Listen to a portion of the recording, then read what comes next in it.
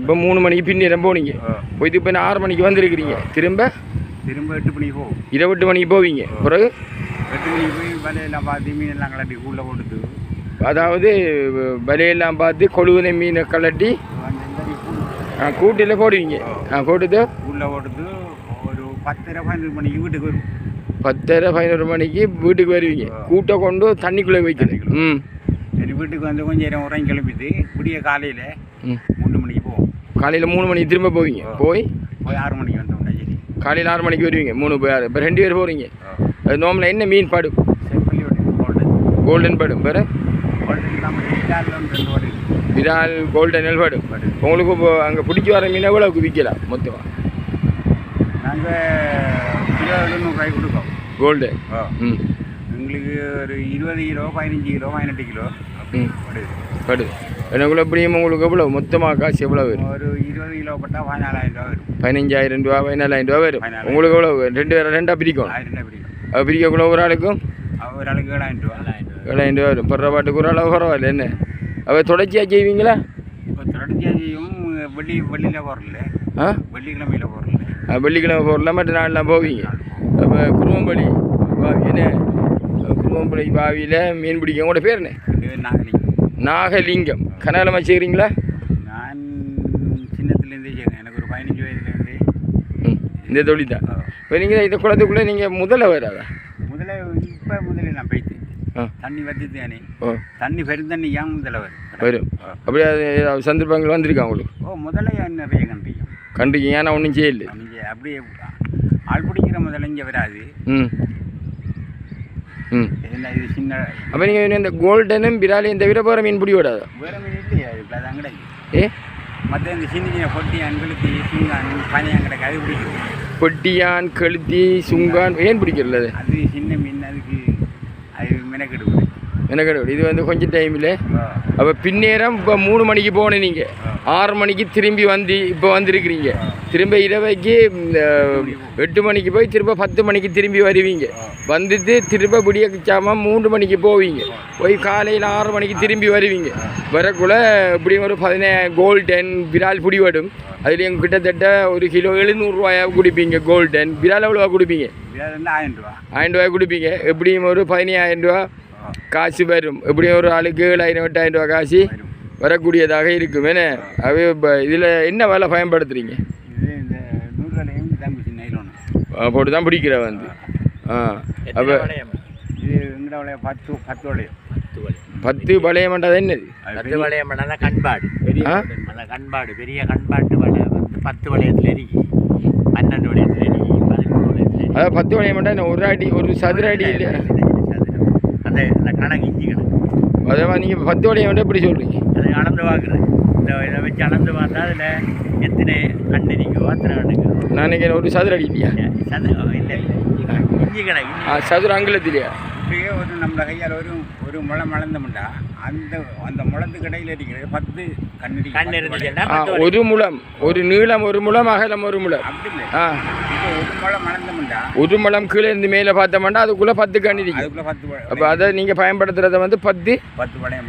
10 வளையம் உள்ள வேலை பயன்படுத்துறீங்க. என்னென்ன வளையங்கள் இருக்கு?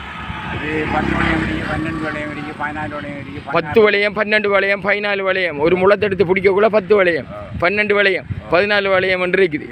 இருக்கக்குள்ள 10 வளையத்தில் என்ன பிடி விடும் மீன்? 10 வளையத்தில் பெரிய ஹோல்டம் வரும். பெரிய ஹோல்டம் வந்து ஒரு கிலோவுக்கு 3 ஹோல்டன் 4 ஹோல்டன் வரும்.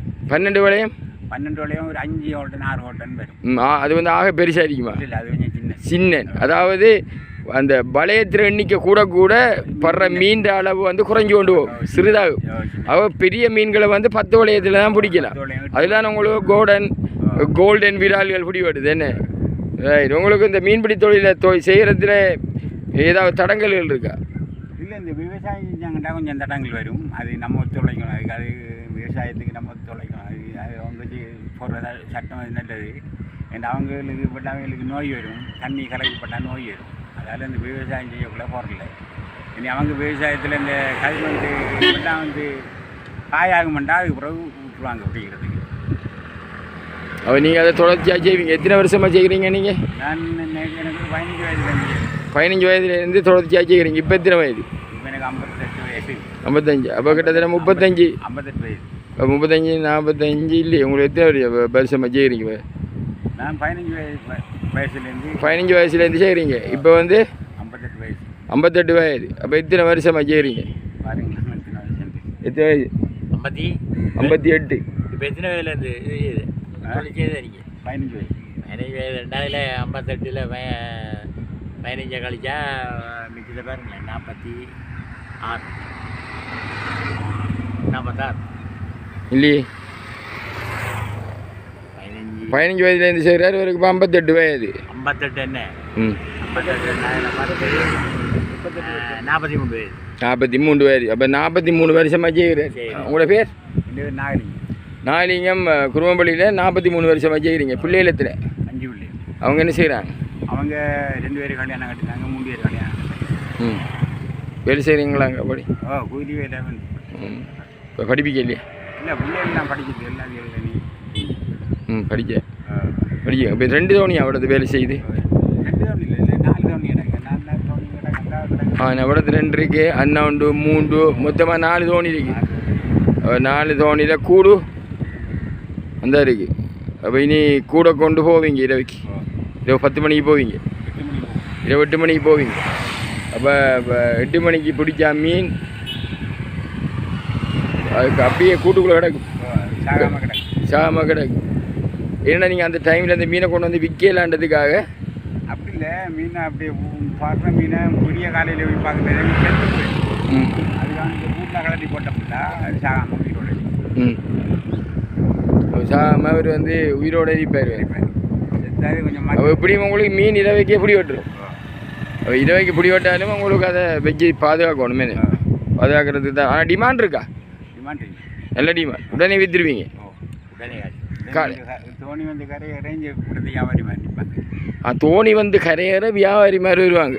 அவங்களுக்கு தான் கொடுக்குறேன் நீங்கள். அப்போ இந்த மார்க்கெட் வழியை விற்கிற மீன் எல்லாம் கூடயா? இல்லை, அது நாங்கள் கொண்டு வரல. அது வேறு ஒரு இடத்துல வரோம் எடுத்து வருவாங்க. இனி நாங்கள் வந்து படுத்த மொத்தமே வியாபாரியை கொடுத்துருவோம். நாங்கள் இப்போ ஒரு காலத்தில் இதில் நிறைய பறவைகள் நின்றது. உங்கள்கிட்ட அங்கே இருக்கும் அதிக பறவை, வெளிநாட்டு பறவை. இப்போ காணலை கொஞ்ச நாள். கொஞ்சம் தண்ணி கொஞ்சம் 10 நிமிடம் வரும். தண்ணி கொஞ்சம் இன்னும் இறங்க வரும். தண்ணி குறைய அது வரும். தண்ணி குறைய தானே அவங்களுக்கு அந்த மீன் பிடிச்சி உண்ணக்கூடியதாக இருக்குமே. அப்போ இப்போ இந்த துண்டில் அவங்க எங்கே இருப்பாங்க? எங்கே இருக்குன்னு தெரியல. மரத்தில் எல்லாம் இங்கே இருக்கு. 3 வருது. இப்போ வெஜ்ஜா லெஞ்சுமாய் 2 வருது. அப்போ இந்த ஆற்றுல வந்து கோல்டன் இருக்குது, சல்லல் இருக்குது. கோல்டன் இருக்குது, சல்லல் இருக்குது, பனையான் இருக்குது, குரட்டை இருக்குது, சுங்கான் இருக்குது, ஆரல் இருக்குது. என்ன கணக்க மீன்கள் மற்றது வேறு என்ன இருக்குது? மீன் விலாங்கி இருக்குது, கெளுத்தி இருக்குது.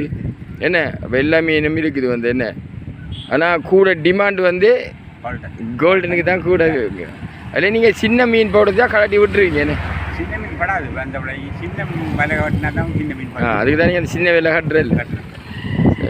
என்ன பேர் சொன்னீங்க? நாலிங்கத்துக்கு குருமப்பள்ளியில் வச்சு சந்திக்கு நீண்ட ஒரு நேரானல். அந்த வகையில் நாலிங்கத்துக்கு நன்றி.